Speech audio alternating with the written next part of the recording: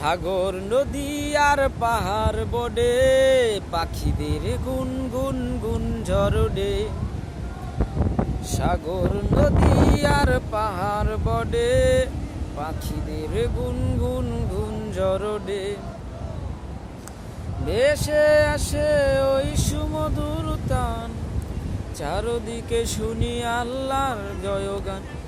আল্লাহ মহান, আল্লাহ মহান, আল্লাহ মহান, আল্লাহ মহান।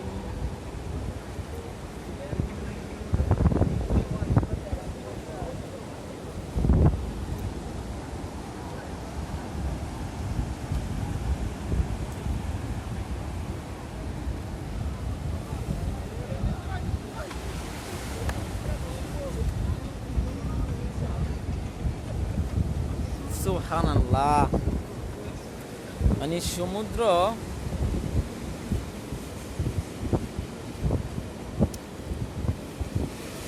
দিনের বেলা যতটা সুন্দর, রাতের বেলা আরো বেশি সুন্দর লাগতেছে। ওয়াল্লাহি আরো অনেক বেশি সুন্দর লাগতেছে।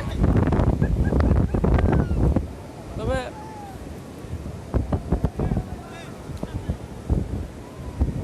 সবকিছুরই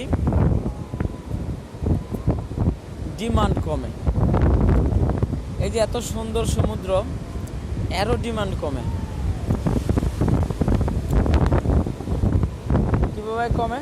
যারা প্রতিনিয়ত এই সমুদ্র দেখে তাদের কাছে কিন্তু এটা এতটা মনোমুগ্ধকর নয়, ঠিক আছে? কিন্তু যারা সুন্দর বিষয়গুলোকে অনুধাবন করতে পারে তাদের কাছে সবসময় বিষয়গুলো মনোমুগ্ধকর। ঠিক যেমন ওই যে রবীন্দ্রনাথের একটি শিশির বিন্দুর কথা। এই শিশির বিন্দু কিন্তু আমরা অনেকেই দেখেছি, অনেক অনেক অনেক এই শিশির উপর দিয়ে আমরা হেঁটেছি, তাই না? শিশির উপর দিয়ে আমরা অনেক হেঁটেছি, শিশিরের উপর দিয়ে। শিশির ভেজা ঘাস,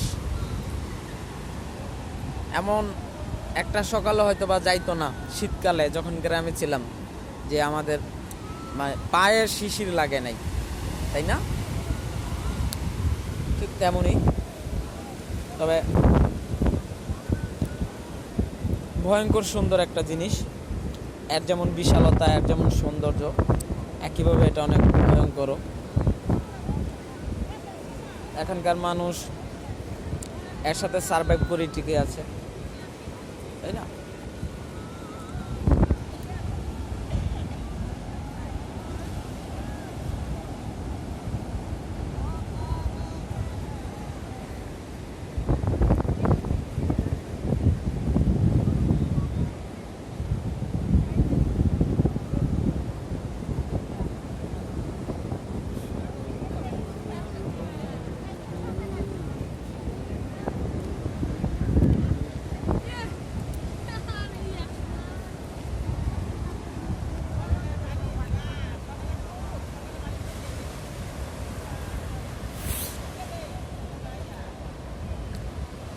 সাগর নদী আর পাহাড় বডে, পাখিদের গুনগুন গুন ঝরডে।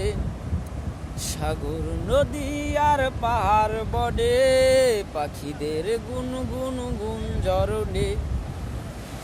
ভেসে আসে ওই সুমধুর ত্রাণ, চারদিকে শুনি আল্লাহর মহিয়ান।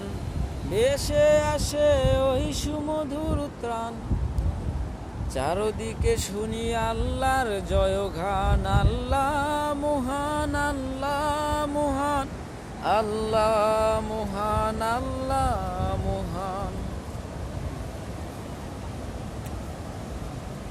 মানে এই সমুদ্র বারবার আমার এর ক্রিয়েটরের কথা মনে করে দিচ্ছে। আসলে আল্লাহ সুবহানাহু ওয়া তাআলার কথা মনে করাই দিচ্ছে যে আল্লাহ সুবহানাহু ওয়া তাআলা কতটা বিশাল, উনি কত শক্তিশালী। বলা হয় সমুদ্রে যারা থাকে, যারা ফিশিং বোটে থাকে, যারা মাছ ধরে, যারা মানে সামুদ্রিক মাঝখানে যেতে হয় কোনো কাজে, তারা নাকি কেউ নাস্তিক হয় না, এরকম একটা কথা প্রচলিত আছে।